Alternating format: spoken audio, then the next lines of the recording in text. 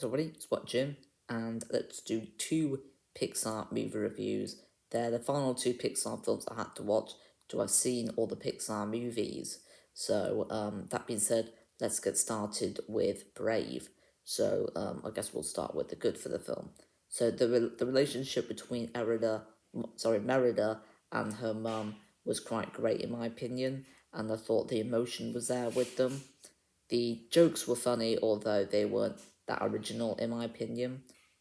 I thought the side characters were quite fun, and the music in the film suited it quite well, and they were very catchy and memorable to me as well. Um, I thought the animation for the film was very nice to look at, as it usually is for Pixar. I thought the story was nothing too special and could have been done better, but it was still watchable nonetheless. And now let's move on to the bad for that film. So I don't think Merida was a great protagonist. I thought she was all right, and I thought it was predictable, especially with the ending of the film. The film is very familiar and is very safe as well, and it feels like Pixar are trying to copy some other animation studio like DreamWorks. The villain in the film was not in it enough, in my opinion, and it didn't really feel like a Pixar film at all. And I thought the twists in the film happened too late in the movie. But overall, it's something that you should watch if you are a fan of Pixar and if you like films set in Scotland. It's not the best Disney film whatsoever, but was still quite enjoyable. And it says here a 7 out of 10, but I think I'm gonna give it a 6.5 out of 10. The emotion was there, so, it was quite funny. The story was quite entertaining, but it was nothing too unique. So yeah, and I just think it's a bit of a misfire from a great studio like Pixar. So, I'm gonna have to rate. If it wasn't Pixar, I would rate the film a 7. But because it's Pixar, you expect a lot from them. It's gonna have to be a 6.5 out of 10. So now let's move on to the movie review for A Bug's Life. I just finished watching it with my sister today, and I actually enjoyed it quite a lot. But let's get started with the good. So I thought the story felt quite familiar, but was still fun and enjoyable. All the characters I really liked. Some of them I loved, such as the caterpillar, who I just thought was a scene stealer with every scene he was in. I just thought he was really funny.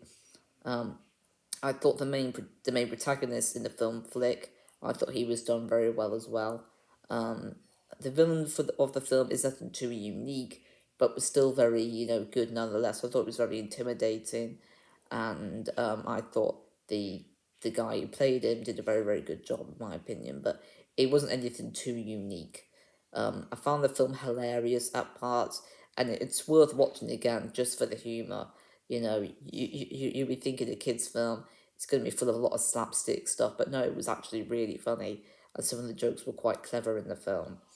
The music I liked quite a bit in the movie, and I found the whole film quite underrated. A lot of people say it's one of the weakest Pixar films. I still thought it was a very enjoyable Pixar film. Um, and I thought it was a little on the unpredictable side for me, which was a change. But the ending was a little bit predictable.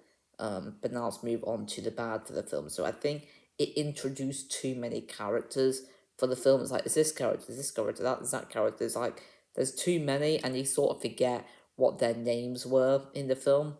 I can't remember most of their names. And I thought the story for the film could have been better, in my opinion.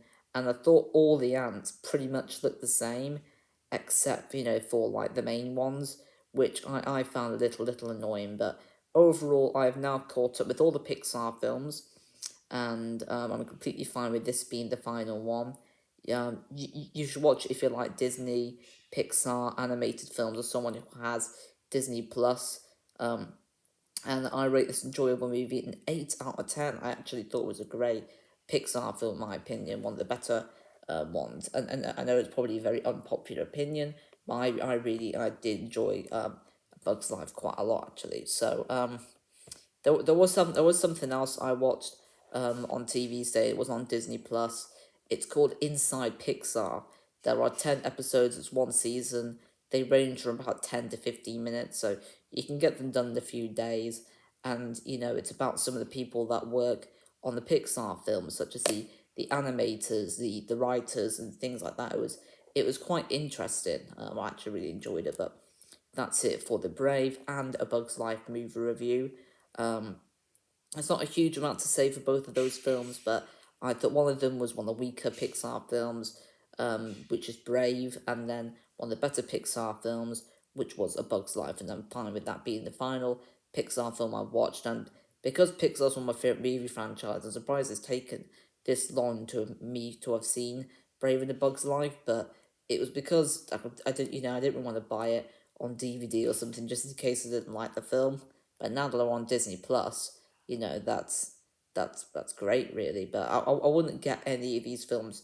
I wouldn't get Disney Plus to watch, and just any of these films. But if you want to watch it just for Pixar, I think it is worth it. But anyway, thank you for watching. Don't forget to leave a like, subscribe, and comment. And I will be doing a video on Thursday that I've been looking forward to doing that type of video for a while. And my sister, who I mentioned quite a lot in my videos, might be joining me in that video. But until then, until Thursday, ciao.